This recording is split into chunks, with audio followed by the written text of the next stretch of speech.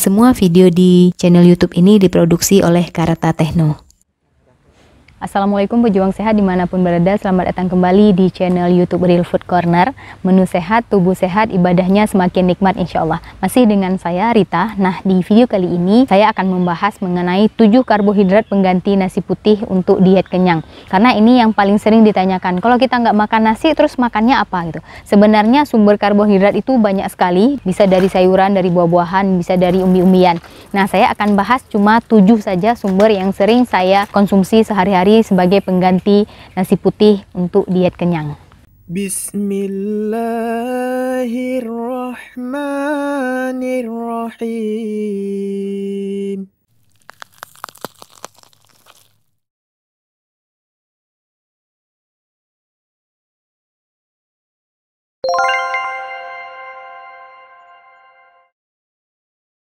Nah, untuk yang pertama kita bisa mengkonsumsi wortel.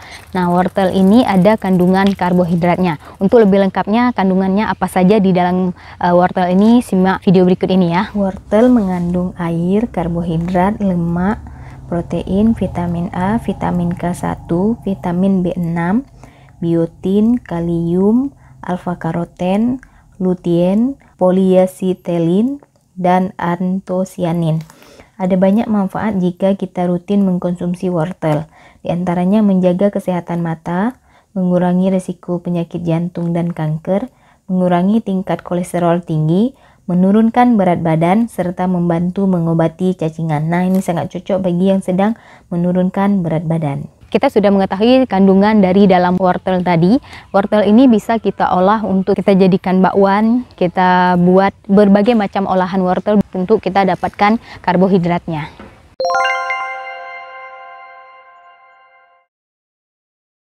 Yang kedua, sumber karbohidrat selain nasi, kita bisa mengkonsumsi jagung. Nah, jagung ini punya kandungan karbohidrat juga yang bisa kita olah menjadi, misalnya paling simpelnya itu kita bisa rebus ataupun bisa kita kukus. Nah, itu olahan yang nggak butuh tenaga ekstra ya, itu yang paling simpel. Kalau mau diolah yang lain juga bisa kita buat bakwan, bisa juga buat kue atau buat bubur. Banyak olahan jagung yang bisa kita buat dengan versinya real food gitu ya, tanpa harus mengolah atau memproses yang begitu panjang.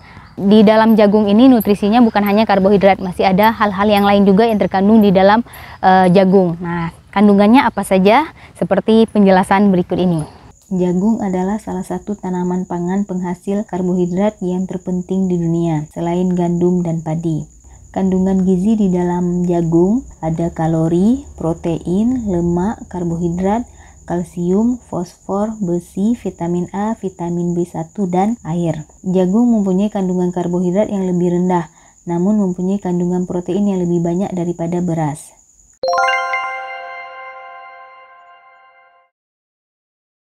Yang ketiga, sumber karbohidrat sebagai pengganti nasi yaitu pisang. Nah, pisang ini bisa kita olah atau paling sederhana kalau sudah matang kita bisa langsung makan, atau bisa juga dibuat smoothie atau dipanggang, direbus, dikukus juga bisa. Banyak cara kita mengkonsumsi pisang untuk mendapatkan karbohidrat dari pisang. Nah, di pisang sendiri juga memiliki beberapa kandungan yang sangat bagus untuk tubuh kita, seperti penjelasan di video berikut ini. Buah pisang termasuk buah yang digemari banyak orang. Buah ini memiliki sederet nutrisi di dalamnya, di antaranya energi, protein, lemak, karbohidrat, kalium, fosfor, zat besi, vitamin A, vitamin B1, dan vitamin C. Pisang memiliki banyak manfaat bagi kesehatan, di antaranya mengatur kadar gula dalam darah, memiliki serat yang baik untuk tubuh, menurunkan berat badan, menjaga kesehatan jantung, menangkal radikal bebas, mengontrol tekanan darah, dan meningkatkan sensitivitas insulin. Nah, ini juga ada untuk menurunkan berat badan, jadi masih kategori yang cocok karbohidrat sebagai pengganti nasi.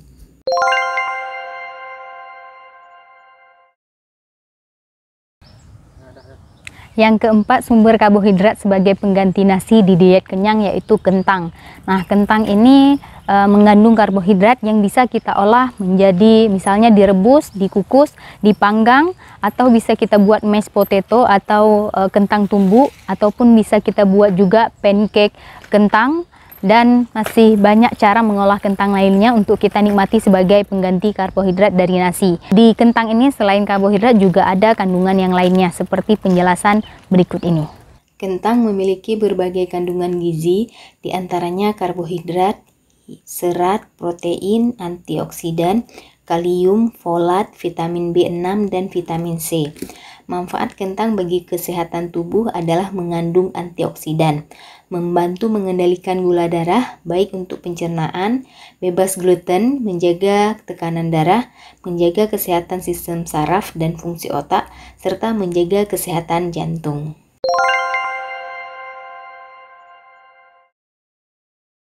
Yang kelima, sumber karbohidrat sebagai pengganti nasi di diet kenyang yaitu singkong. Nah, singkong inilah yang paling banyak membantu saya selama proses diet kenyang, karena sebagai pengganti tepung saya sering menggunakan singkong ini. Contohnya misalnya kita mau buat bolu, jadi kita juga menggunakan singkong, atau mau buat bubur. Nah, itu juga saya menggunakan singkong. Bubur di sini bisa bubur ayam, ataupun kita juga bisa membuat capcay misalnya tanpa menggunakan pengental yang dari tepung yang biasanya kita gunakan. Kita bisa ganti dari singkong juga, ataupun kita bisa juga mengolah merebus atau mengukus saja tanpa harus di proses yang lebih panjang yang lainnya. Banyak cara mengolah singkong ini. Mungkin teman-teman bisa lihat di link yang ada di atas ini. Ini adalah beberapa olahan singkong yang pernah saya buat di diet kenyang, dan selama beberapa tahun ini saya konsumsi untuk singkong ya. Nah, di singkong ini juga ada kandungan yang lain selain karbohidrat, seperti yang ada di penjelasan berikut ini. Singkong mengandung aneka nutrisi, diantaranya karbohidrat, protein, serat, mineral kalium, magnesium, fosfor, kalium, vitamin A, vitamin C, dan air. Singkong bermanfaat bagi kesehatan tubuh, diantaranya sebagai sumber karbohidrat yang tinggi, membantu menurunkan berat badan, membantu proses penyembuhan diare, gluten free, mencegah diabetes, menyehatkan sistem pencernaan, membantu mengurangi sakit kepala dan migrain, menjaga dan meningkatkan kesehatan mata, membantu meredakan demam, serta menurunkan resiko rematik.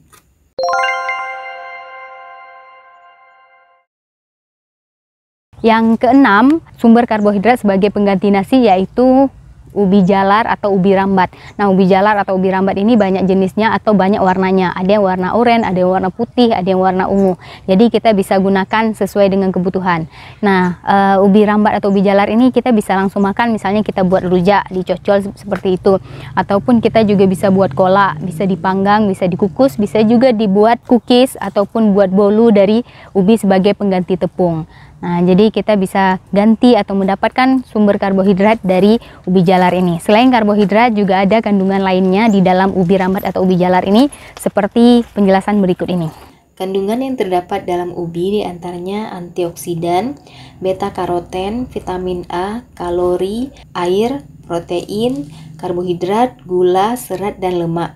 Ubi memiliki banyak manfaat, diantaranya baik untuk kesehatan usus, antioksidan, menyehatkan mata, meningkatkan fungsi otak, dan membantu sistem kekebalan tubuh.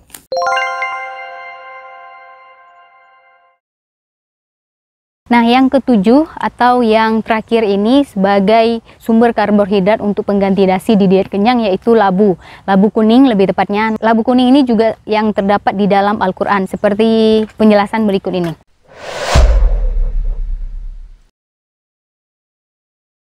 Buah labu memiliki kandungan yang sangat dibutuhkan tubuh, yaitu kalsium, zat besi, kalium, seng, vitamin A, vitamin C, vitamin D, vitamin E, karbohidrat kompleks, air, protein, dan serat. Labu memiliki banyak manfaat bagi kesehatan tubuh. Beberapa manfaatnya yaitu menajamkan penglihatan, membantu meningkatkan sistem kekebalan tubuh, mempercantik kulit, membantu mencegah kanker, membantu menurunkan tekanan darah, dan memelihara kesehatan jantung. Labu kuning ini mengandung karbohidrat juga sebagai pengganti nasi. Jadi kalau misalnya yang bermasalah dengan pencernaan, ini sangat bagus untuk kita konsumsi di siang hari ataupun di sore hari sebagai pengganti nasi. Nah, karbohidrat ini dari labu kuning ini sangat bermanfaat untuk pencernaan kita, melancarkan pencernaan, terus mengenyangkan sekali gitu ya. dan rasanya yang manis. Jadi enak untuk dikonsumsi pada saat sedang diet kenyang. Nah, itu ketujuh pilihan sebagai pengganti nasi. Jadi bukan berarti kita tidak makan karbohidrat sama sekali, karena sering yang orang pahami itu diet itu tidak makan. Kalau di diet kenyang ini atau di real food ini kita bukan tidak makan, tetapi kita mengganti sumber karbohidratnya dari nasi ke sumber karbohidrat yang lain. Allah saja menciptakan banyak hal di dunia ini, banyak jenis tumbuhan, jenis buah-buahan itu sebagai pilihan untuk kita, yang mana yang cocok untuk kita, seperti yang ada di Al-Quran. Karena makanan itu yang kita makan halalan toiban, karena banyak makanan yang halal tapi tidak toib karena nggak sesuai dengan yang kita butuhkan. Itu semuanya kembali ke masing-masing, karena setiap orang punya makanan yang toib untuk dirinya masing-masing gitu ya. Terima kasih telah menonton video kali ini, semoga bermanfaat untuk teman-teman semuanya, dan jangan lupa like, komen, dan share kepada seluruh pejuang sehat yang lainnya supaya hidup sehat ini semakin banyak dan ibadahnya semakin nikmat. Karena hidup sehat ini tujuannya untuk kita lebih nikmat dalam beribadah, bukan untuk hal-hal yang kurang baik yang lainnya, bukan feedbacknya untuk Allah gitu. Kita lakukan segala sesuatu ini kebaikan untuk kita kembalikan lagi, untuk kita dapat kebaikan juga. Sampai jumpa lagi. Assalamualaikum warahmatullahi wabarakatuh.